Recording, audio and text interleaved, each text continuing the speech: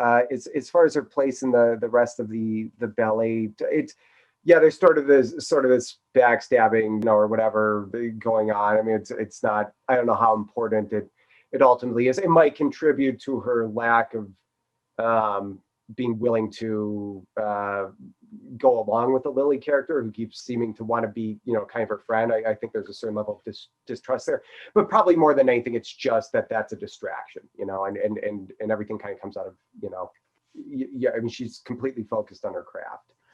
Yeah, I think you're right, and I think it's also like what adds into it is that it becomes pretty apparent that she never really had that many friends or just basic social interactions.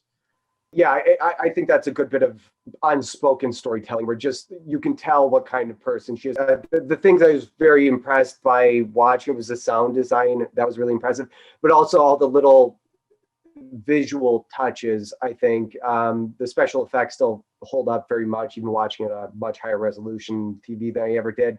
But as far as like little things that were inserted in the kind of tell a bit of a story, like one thing I noticed was that the wood in the floor of her home or whatever in front of the mirror where she practices at home is actually worn. Like, so you get the sense that she's doing this all the time. Like, this is her life.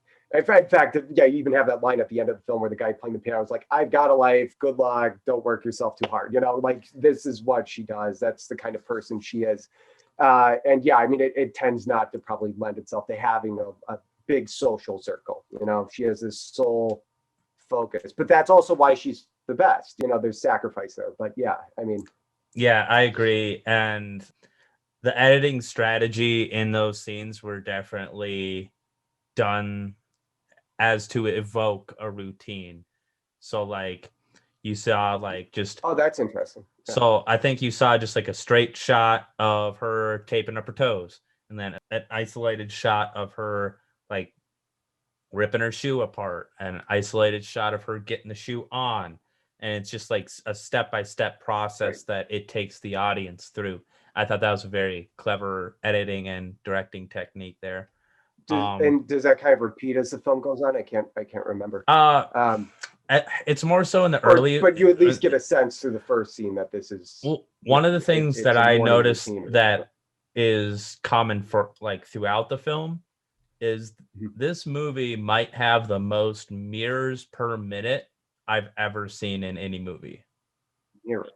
Mirrors. There's mirrors in like almost every scene. Like physical mirrors. That's interesting. And that has to be hard to shoot around. Oh, so hard. Right. Like, because, well, part of it, a lot of it, they're in like the makeup rooms. So those are mirrors everywhere. That's always hard to shoot. Yeah. And then there's like subtle ones where you're in the dance hall. There's always mirrors there. And then there's like more subtle ones where you're like in Vincent Castle's office and like there's still mirrors there too. She's wandering through like a dark sort of backstage area where you would expect there to be almost nothing. And there's still mirrors all over the place there too. There's mirrors all over this thing. So that's obviously at the very least a heavily used motif.